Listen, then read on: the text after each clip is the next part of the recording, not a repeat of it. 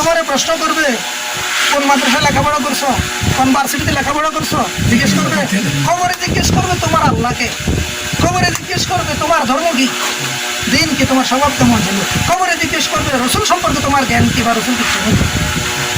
এখন তুমি আল্লাহকে চিনছ, তোমার ধর্ম চিনছ, রসুল চিনছ, তো না চিনলে উত্তর কি দিবে? ওখানে জিজ্ঞেস করবে না কোন ডিগ্রি, কতটা সার্টিফিকেট নিয়েছো, কোন মোল্লার পিছনে করেছো আর কোন ফিরির পিছনে করেছো। তাহলে তোমাকে আল্লাহ এবং রসুলকে চিনার জ্ঞান অর্জন করতে হবে, সেটা যে চিনতে হবে। আর আল্লাহ রসুলের চিনার জ্ঞান অর্জন করতে হবে ওলি আল্লাহর দরবারে। মাদ্রাসা আল্লাহ রসুলের চিনার বই পড়ানো হয়, কিতাব পড়ানো হয়, কিন্তু আল্লাহ রসুল চিনা যায়। আল্লাহ রসুল চিনে, যিনি চিনেন তার কাছে যেতে হবে, তিনি আল্লাহ রসুলের চিনার প্রশিক্ষণ দিবেন। আর আল্লাহ রসুল চিনেছেন, আল্লাহ প্রাপ্ত হয়েছেন আল্লাহ অলিগণ। অর্থাৎ বুঝতে পারছি, নবুয়তের যুগে নবীগণ ও নিজের যুগে এখন অলিরা। অর্থাৎ তাহলে কবরের প্রশ্ন কি? আল্লাহ চিন। তাহলে আমাদের সেই কবরের উত্তর দিতে আমাকে দুনিয়াতে থাকতে আল্লাহ এবং রসুলকে চিনতে।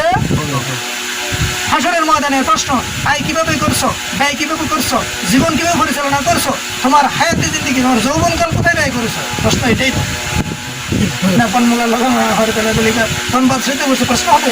তাহলে তুমি কিভাবে চলছো সেটাই তো জানার। তো সেই পথে জীবন গঠন করবে, আর সেই সঠিক প্রকৃত জ্ঞান শিক্ষা দেওয়া হয় ওলি আল্লাহর দরবারে। এই জন্য ওখানেই পরিশুদ্ধ আত্মা ব্যতীত ইল্লা মান আতা আল্লাহু বিকলবিস সালিম,